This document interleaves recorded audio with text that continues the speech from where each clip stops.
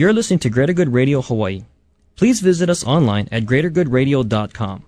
Today's guests are Evan and Kari Leong, co-hosts of Greater Good Radio Hawaii, a radio and internet podcast show dedicated at promoting social entrepreneurship. Greater Good Radio celebrated its 100th show on December 30th, 2005.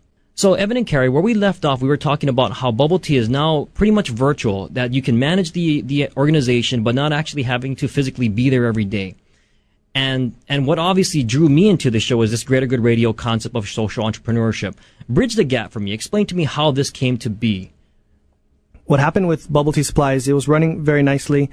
There was a period where I could go back to school, so I ended up going back and pursuing an executive MBA. Also, I was coaching track at Punahou School, and we were coaching pole vault. And what happened was we ended up coaching the girls' pole vault. At first, I was like, I don't know if I want to coach girls, but let me tell you, if you're going to coach, girls are way better to coach because they listen and they try really hard. I mean, it's just a pleasure coaching the girls. And they bake.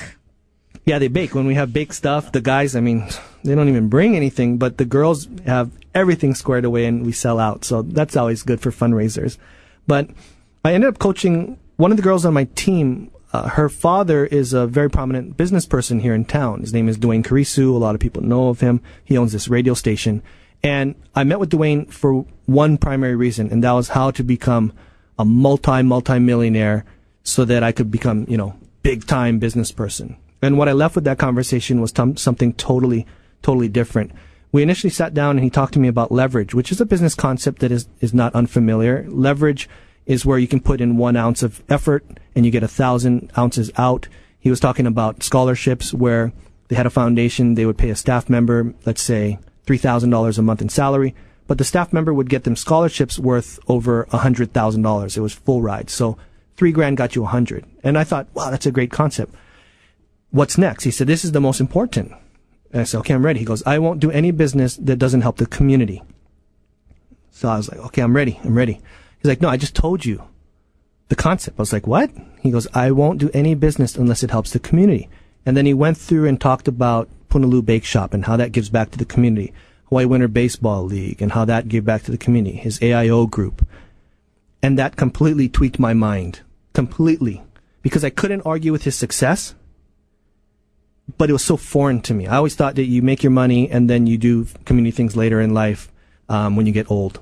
So the concept of Greater Good Radio really is one of leverage, where now you share your message with the listeners and have them, I guess, implement it in their daily lives and convince other people to listen to the show and implement social entrepreneurship in their lives as well. Part of it. What happened was, with this whole concept of kind of social entrepreneurship or businesses helping the community, I thought, wouldn't it be great if you could create partnerships between nonprofit organizations and businesses that made bottom line dollar cents for the business to do it, as well as it made sense for the nonprofit to do it. If you had something like that, you could get the greediest person in the world to do it because they'd make more money. So the only thing missing from that was a media aspect where we could promote it, we could bring light to it, because these aren't things that are normally taught in school. They're not taught almost anywhere, really. So when it came time to go and look for the media to back it up, nobody wanted to do it. So what happened was, toward the end of the executive MBA, I said, you know what? We'll do it. And we'll just put our money from Bubble Tea Supply into this project. And what we'll do is we'll interview the most successful business people in town that do things for the community. And we'll highlight that aspect. And then we'll use media as the leverage, meaning internet, print, radio, maybe television, maybe satellite, national syndication, things like that. So, Kari, what did you think when Evan came home and said, hey, we're going to take all of our money from bubble tea and we're going to do this idea to promote social entrepreneurship?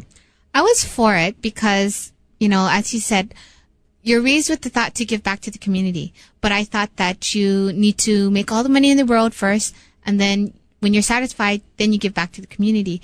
And at that time, we weren't making all the money in the world, but we were living a good enough lifestyle where we were comfortable, we weren't stressing out, and it was time to give back to the community. So him saying that it's our time, I agreed with it. So who came up with the idea to do a podcast? Podcast kind of came about at the same time, and I thought that was initially going to be what we would do. We'd do it as a podcast, and then we could expand it without having a lot of cost. We could do it via the internet. But then there was a couple of constraints that happened. One, there was really no credibility for a podcast. I can't tell Walter Dodds to come to my house so I can broadcast him on the internet. It just doesn't work.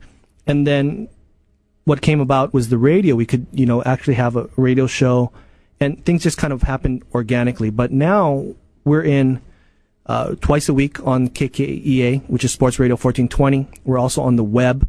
We also have columns in Oceanic, Star Bulletin, PacificNews.net. We have partnerships with the Chamber of Commerce of Hawaii, partnerships with the Small Business Development Center, and we're adding more on every week, basically, because these are organizations and companies that share the same vision, which is a better Hawaii. And the way that we can really create that is by bringing an awareness level out and showing the various successful ways that it can be done and people can copy it. So now that you're out of bubble tea, more or less, I mean, what is the amount of time that you both dedicate to the show, Greater Good Radio? If you were to, I don't know, put together a rough percentage of your time. I would say right now probably about 60 hours a week. Wow. And Kari? 10 hours a week. That's a lot. That's like a full-time job right there. She's got to run bubble tea also. Mm-hmm. Yeah. Mm-hmm.